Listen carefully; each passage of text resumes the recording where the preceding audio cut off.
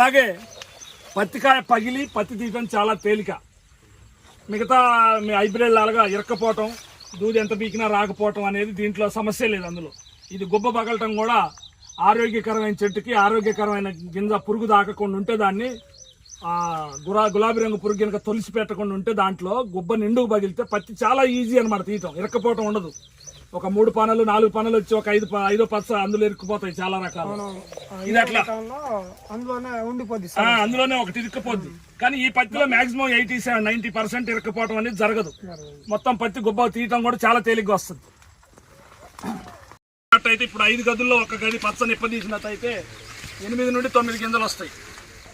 మనకి గింజ బరువే, కాయ లావు రాలేదు కదా దిగుబడి ఎట్లా వస్తుందని మీరు అనుకోవచ్చు. అసలు ఇది ప్రతి పచ్చకి 8 నుండి 9 గింజలు రావటం వల్ల గింజ బరువు, అందులో ఉన్న ఆయిల్ కంటెంట్ బరువు వల్ల మనకి మిగతా రకాల కంటే లావు పత్తిలో కంటే కూడా ఇది ఒక 2 క్వింటాల అదనే వచ్చే అవకాశం ఉంది.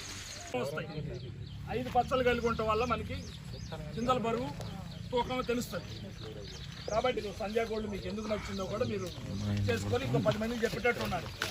చూడండి అన్న, ఈ చెట్టు చూడండి, ఇది అడ్డం రాలా, ఖర్చు పెద్దగా పెట్టినా కానీ ఇది అడ్డం పెరగట్లేదు, ఇది నిలువు పోతుంది. అంటే ఇతను లక్షణం ఏంటంటే నిలువు పెరుగుతుంది చేపట్టి. ఒక ఫోటోది సీను ఒకసారి అన్నీ అయిపోయినాయి కదా, మీకు అన్ని చూపించాం. ఒక్క 10 నిమిషాలు మీరు చేంజ్ చూశారు కాబట్టి మనకు ఒక ఎగ్జామ్ ఉంటుంది, అవగాహన. మన చాలా జరిగే వాటికి మీరు రెగ్యులర్గా చేసే వ్యవసాయంలో ఈ పత్తి మీరు చూసిన పత్తి మీద అన్నీ ఒక 18 పాయింట్లు ఉంటాయి. వాటికి అన్నిటికీ మీరు క్వశ్చన్ పేపర్ ఇస్తాం, మీరు ఎగ్జామ్ రాయాలి. దాంట్లో టిక్ పెట్టాలి, మీకు తెలిసింది ఆన్సర్ టిక్ పెట్టండి.